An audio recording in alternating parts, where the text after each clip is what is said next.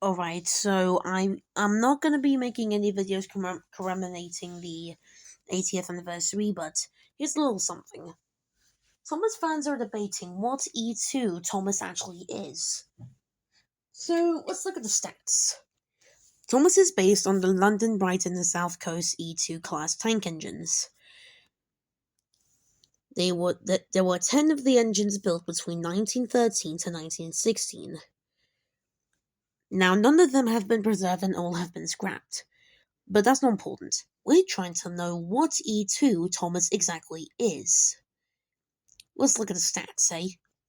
If we're going by Railway Series lore, Thomas arrived the same year he was built, which was 1915.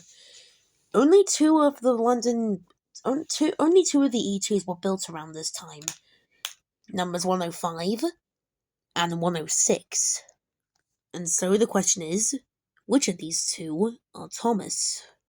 Many fans debate on either 106 or 105 being Thomas's basis, but for me personally, I'm going for 105. I like Thomas being the older, the older of the two E2s built in 1915.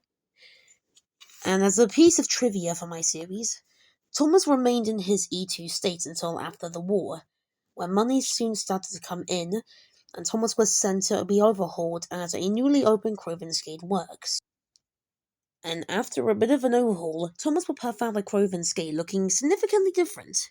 For one thing, his chassis had been fully rebuilt to have a dip on the front and